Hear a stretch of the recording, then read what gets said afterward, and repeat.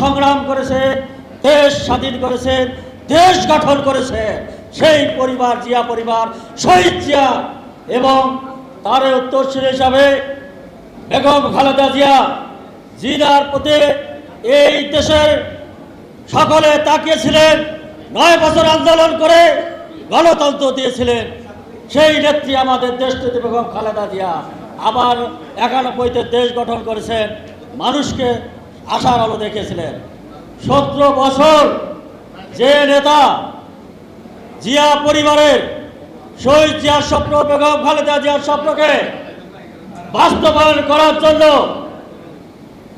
নিজে দূরে থেকে দলকে সুসংগঠিত করেছেন, দলকে এবং দলের নেতা কর্মীকে সুসংগঠিত করেছেন, যার ফলে স্বৈরাচারী হাসিনা একজন বিএনপি নেতা কর্মীকেও দল থেকে বিচ্যুত করতে পারে নাই।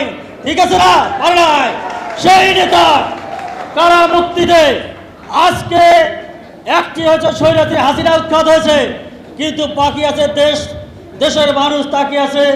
নেতা আগামী দিনে আসবেন, দেশের দায়িত্ব নেবেন, দেশ পরিচালনা করবেন শহীদ জিয়ার মতো, বেগম খালেদা জিয়ার মতো। তার জন্য একটি নির্বাচন বাংলাদেশের মানুষ তাকিয়ে আছে। যে নির্বাচনের ষড়যন্ত্র চলছে, উত্তরাঞ্চলের ছাত্র ভাইরা, সমস্ত ছাত্র ভাইরা যে ষড়যন্ত্র করছে, আমরা ছাত্র ভাইরা মাঠে থেকে সকল ষড়যন্ত্রকে উৎখাত করে এদেশে একটি সুস্থ নির্বাচনের ব্যবস্থা আমরা করবো ইনশাআল্লাহ। ফেব্রুয়ারিতে যে নির্বাচন, সেই নির্বাচনে আমাদের দল বিএনপি ক্ষমতাকে তারেক রহমানের দেশের প্রধানমন্ত্রী হবে এবং জিয়া রহমানের মতো, খালেদা জিয়ার মতো দেশ গঠন করবে, এই আশা প্রত্যাশা ব্যক্ত করে সকলকে ধন্যবাদ দেবে। আজকে আমি বক্তব্য শুনতে শহীদ জামর হোক, খালেদা জিয়া জিন্দাবাদ।